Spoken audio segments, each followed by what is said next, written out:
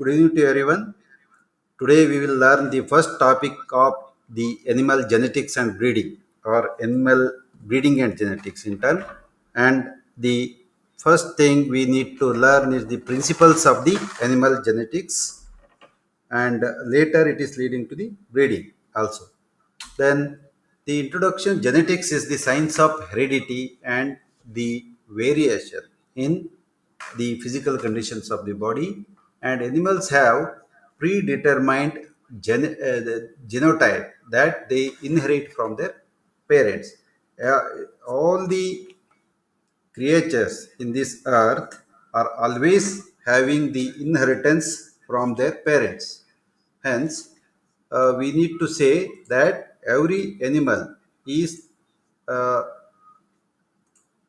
do not have any exception for this. At the same time, no animal is devoid of the genetics.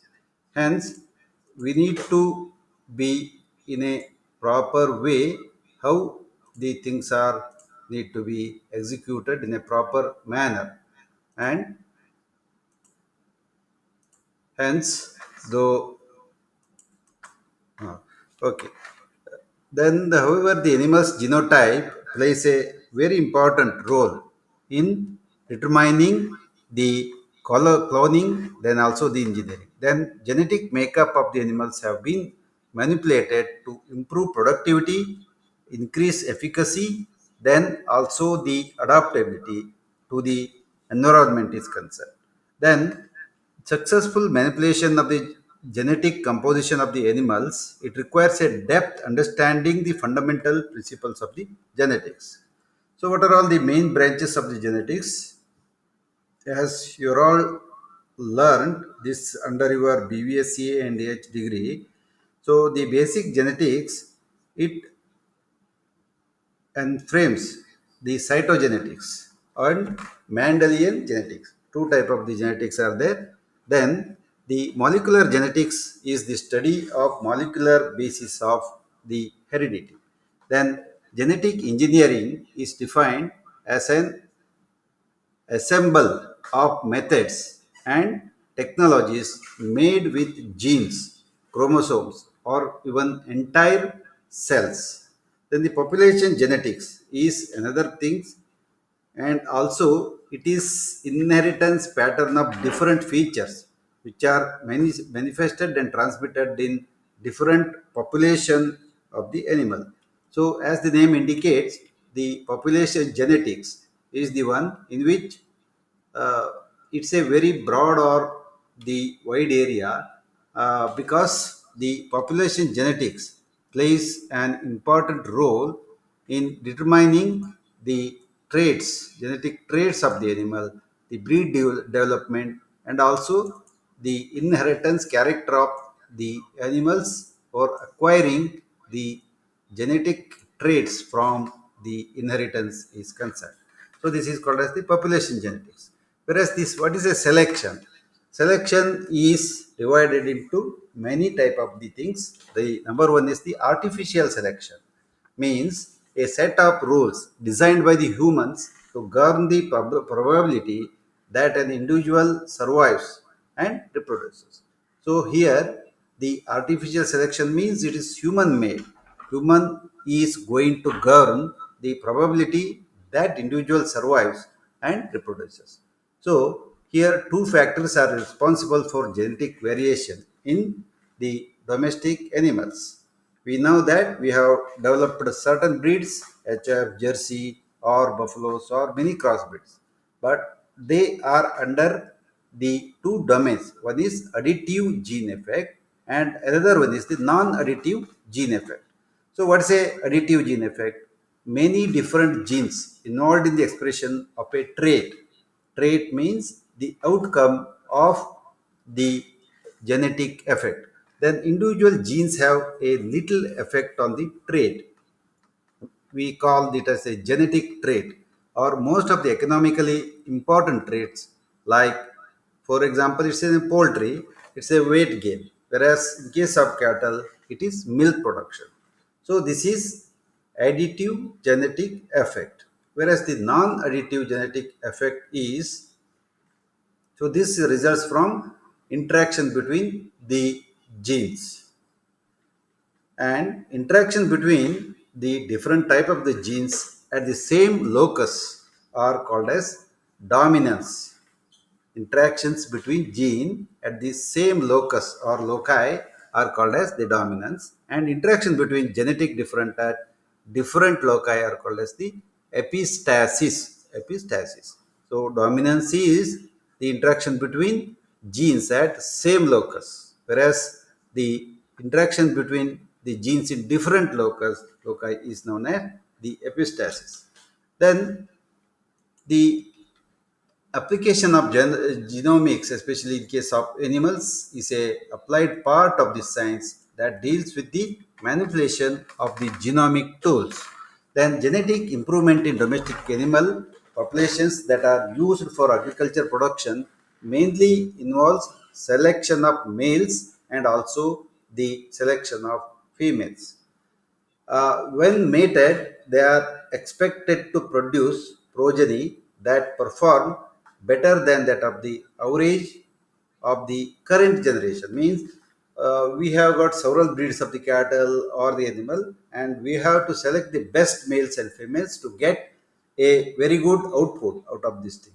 Then performance usually includes a combination of multiple characteristics of the traits, most of which are quantitative in nature. Means quantitative means how much quantity. For example, how much quantity of the milk yield is increased, fat is increased in case of the pigs, protein yield, and longevity of the dairy cattle.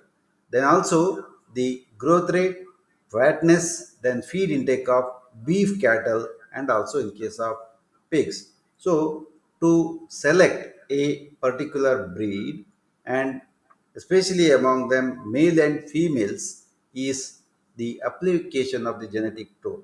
So the starting in 1970s, the advent of era of the molecular genetics provided new opportunities to enhance breeding programs in livestock, and also in case of the poultry, livestock, poultry, then piggery, and many more type of the things are concerned. Hence the genetic trait is a mixed thing that identify the gene or genomic reasons that control traits of the interest. Then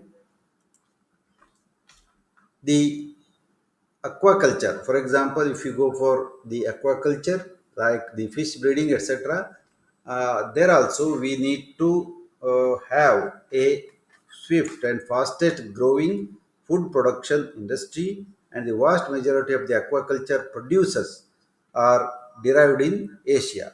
Hence the aquaculture becomes an important and integral part of the Indian system of genetic engineering. So it has got the slow take hold in the aquaculture also, whereas the transgenic salmon have been developed in Atlantic salmon culture.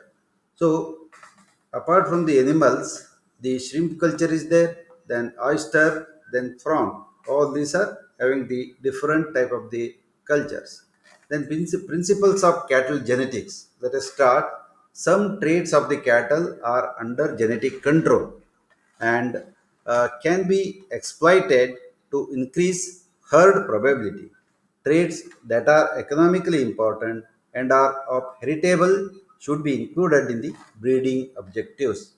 Then, the variation of economically important traits occurs within the breeds and between the breeds, and some variations can be created by the crossbreeding. So crossbreeding is one of the important program that all of we follow and got the very good success rate. So here all the sources of the genetic variation should be considered when planning up a crossbreeding program.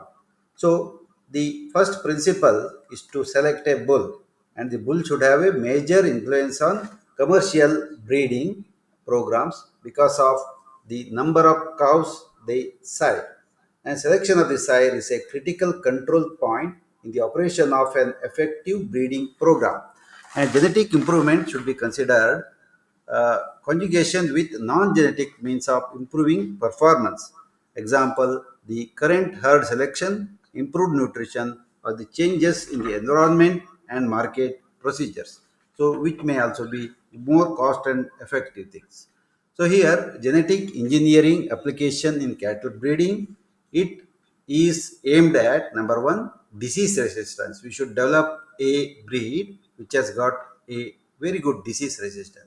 Then increasing the meat and milk production is another aim. Improving hair and fiber in case of the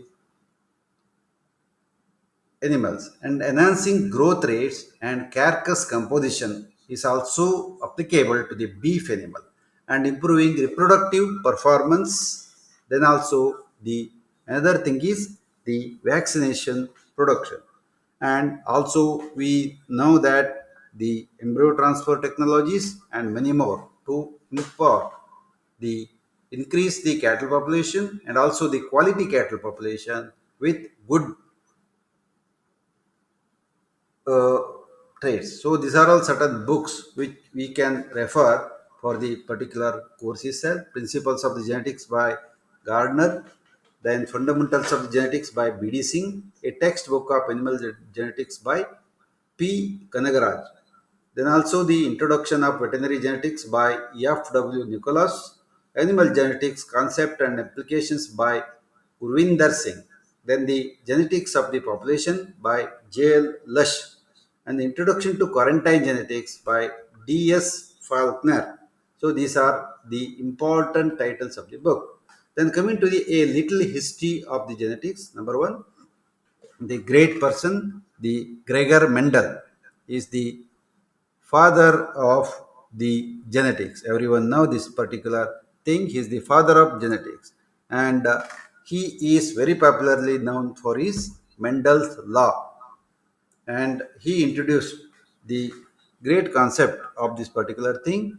And if you see, go on seeing the scientists and their discovery as per the year wise, then during the years 1666, who he did discovered the cell, and some of the data need to be remembered, like the Hook who discovered the cell, and the another person who also imported the discovery of nucleus as a central feature of the cell is the Brown in 1831, about 2000 years later. So it's not a small journey, it took lot of time. Then 200 years. Then 1858, Charles Darwin, you may uh, you might have heard the greatest personality, the theory of evolution through natural selection.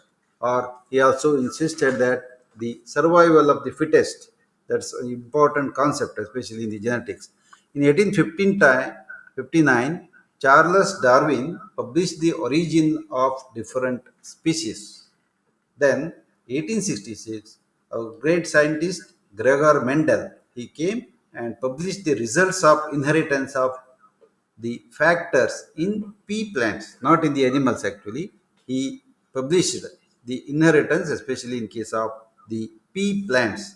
Then 1900, Karl Karens and Hugo Liveris and Erich von Sermark. So they discovered the Mendel's principles of the independently, both of these people. Then 1903, in the starting of this era, Johnson WL, he coined the terms of the phenotype and also the genotype.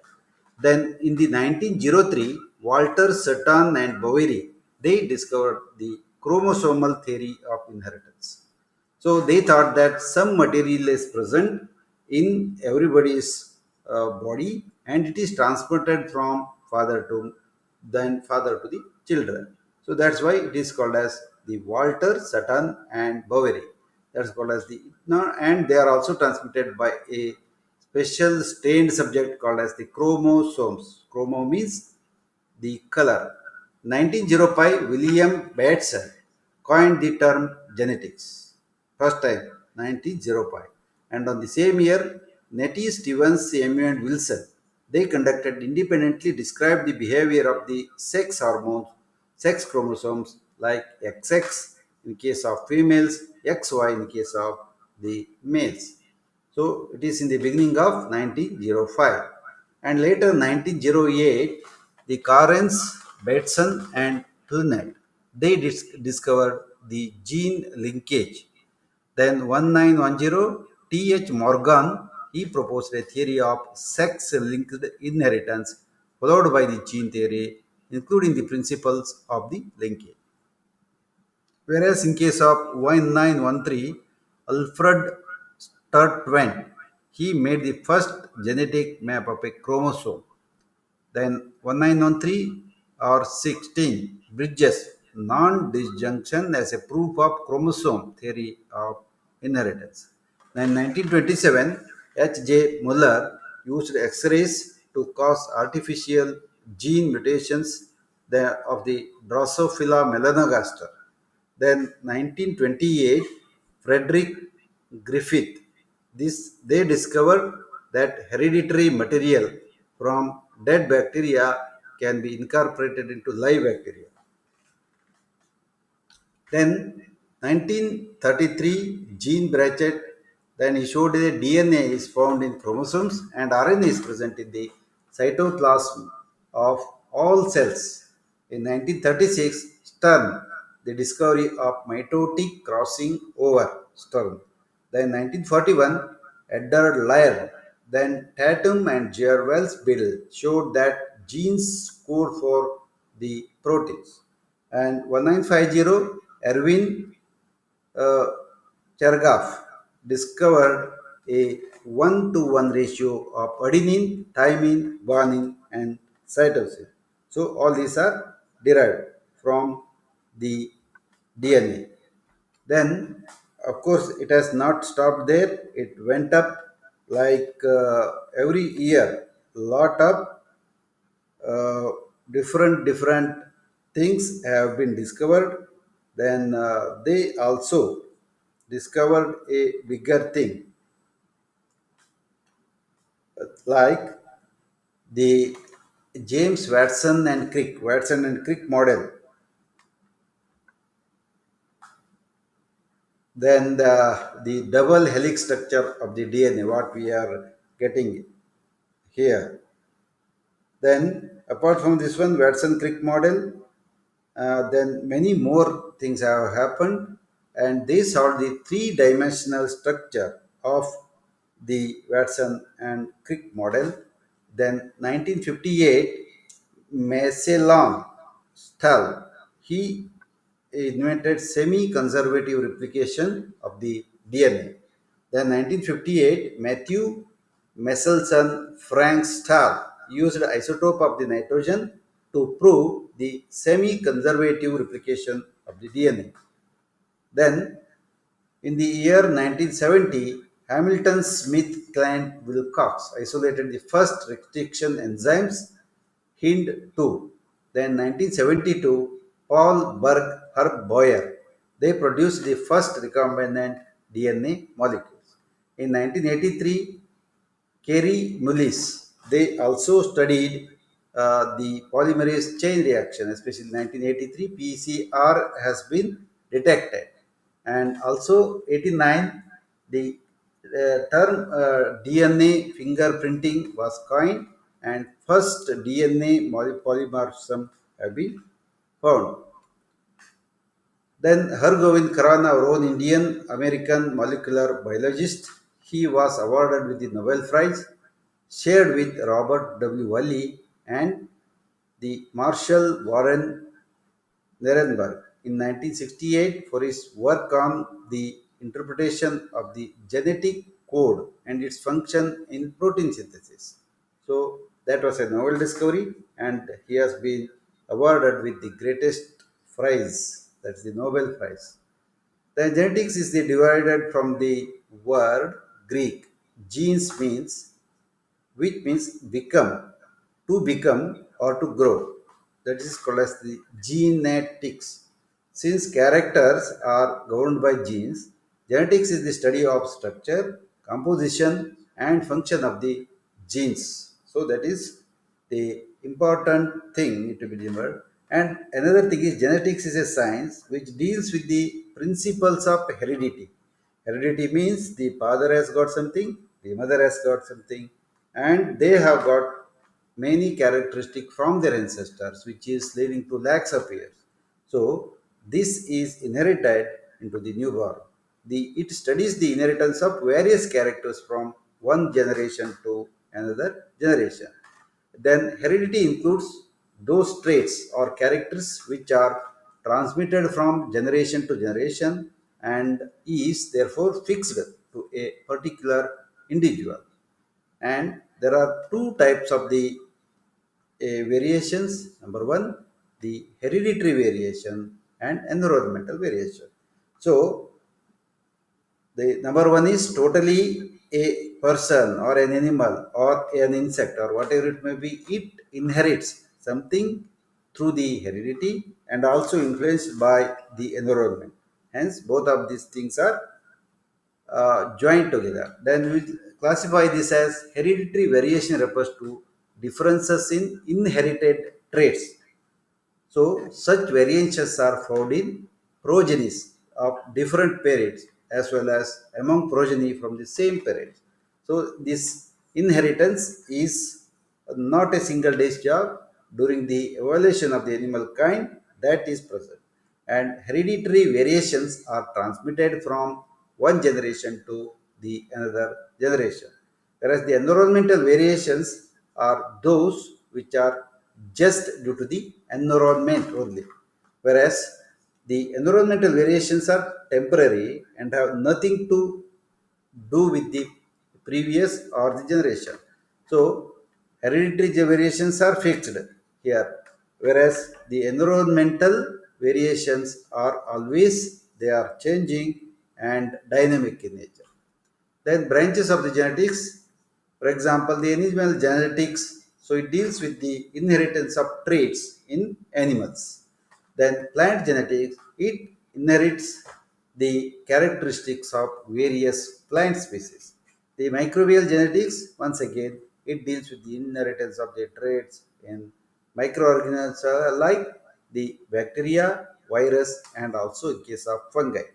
Then the molecular genetics, which is becoming very popular now, it deals with structure, composition, function, and replication of the genes. So that's called as the molecular genetics.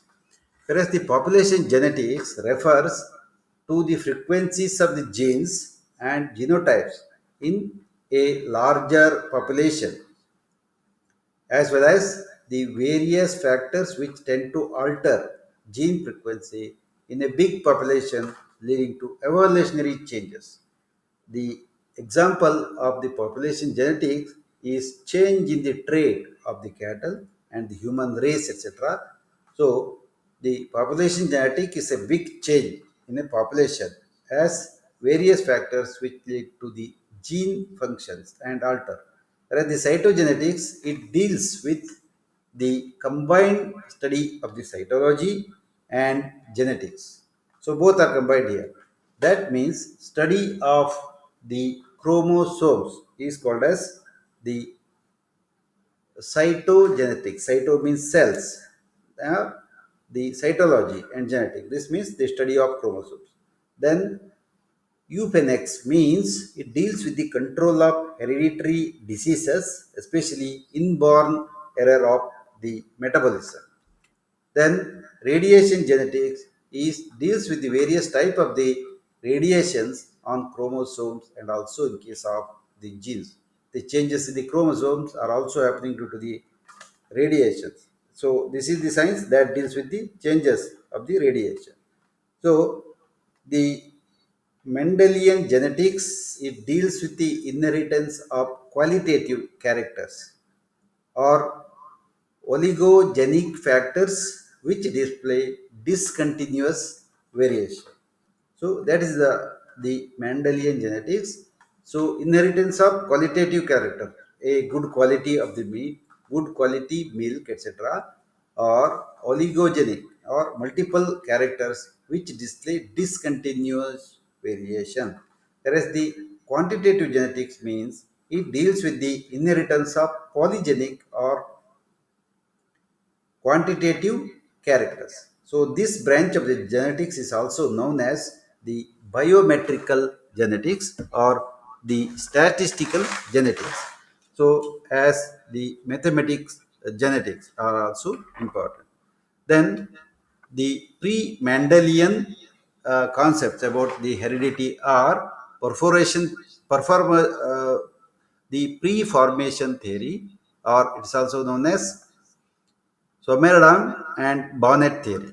So this theory states that the a miniature human called as the humanculus was already present in the egg and sperm. So this is the pre-Mendelian theory and some assumptions. In other words, the miniature human was performed in the gametes. The development of zygote resulted only in the growth of miniature human who was already present in the egg and the sperm. But this theory was not acceptable because this could not be proved scientifically in the modern science. So that pre-formation theory is a failure. Means the human is already formed and it stays in the sperm and ovum. That's not correct. Then theory of epigenesis, or it's also called as the Wolf theory, and this theory states that egg and sperm cells do not contain miniature human. So they totally discontinued the earlier theory or the pre-Mendelian theory. And in the other words, egg or sperm cells are undifferentiated. The differentiation into various organs or parts takes place only after fertilization from zygote, resulting into development of the adult tissue or organs.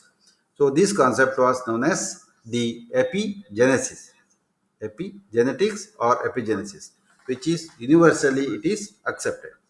Then theory of acquired characters like Lamarck, and this theory states what a new character once acquired by an individual shall pass on his progeny, and this theory was disproved by Westman. And then he cut the tail of the mice for 22 successive generations and always got the baby mice with tail. So this theory was soon rejected. Means this theory stated that a new characters once acquired by an individual shall pass it on progeny. So this could not happen. Then the theory of pangenesis, or it's also known as Charles Darwin's theory. And this theory is very, very famous nowadays. And this theory states that very small, exact, but the invisible copies of each body organ and component called as the gemmules are transported by the bloodstream to sex organs. Then these gemmules are assembled in the gametes. After fertilization, these gametes move out different parts of the body, resulting in the development of the respective organs. And this theory was also rejected because it did not have the scientific basis or the Charles Darwin theory of pangenesis. Because what they say is invisible copies of the each body organ and components are transported by the blood to the gametes and there they are mixed. So this could not be accepted. Then germplasm theory was another theory, one of the most popular theory, and this states that body tissues are of two types. One is germplasm and another one is the somatoplasm. What is a germplasm? It refers to the reproductive tissues or cells which produce the gametes, and the somatoplasm includes all other body tissues which are not related to sexual reproduction. Thus, transmission of the characteristic from generation to another generation takes place only through the germplasm, they told. So, any change in the germplasm will lead to change in the next generation. So, this is the theory told by germplasm theory. Then this is most commonly accepted in a broad sense. So, in simple terms, what it says that the body tissue is divided into two types. One is germplasm and another is the somatoplasm. So germplasm is the reproductive tissue which produces the gametes, maybe a sperm or a ovum. The somatoplasm refers all other body tissues which are not related to the sexual reproduction. Thus, transmission of the characters from one generation to other take place only through the germplasm, and any change in the germplasm will lead to change in the next generation. This theory is accepted in a broad sense. Then application of the genetics has important practical application in various fields. Then taxonomy. This helps the classification of animals, plants, organisms based on the chromosome number. Whereas the veterinary, it helps in the improvement of the domestic animals. Then, for example, the milk production in cows and buffaloes, meat production in case of the sheep, goats, pigs, and egg production capacity in case of poultry have been significantly improved through the application of genetic principles. So taxonomy is a classification, whereas similarly many improved breeds of pet animals like horses, dogs, cats, pigeons, rabbits have been developed all over the world after the application of or adoption of these things. Then the medicine, especially the medicine detection of hereditary diseases, is done by using the hereditary diseases can be detected by early stage of their life. So, moreover, genetic diseases can be prevented by advising future patients, parents with the help of family pedigrees. And another thing is the production of antibiotics. Social genetic strains of the fungi and bacteria have been isolated greatly to increase the yields of antibiotics and other drugs. Whereas the fourth one is evaluation through both natural and artificial selection evolution take place.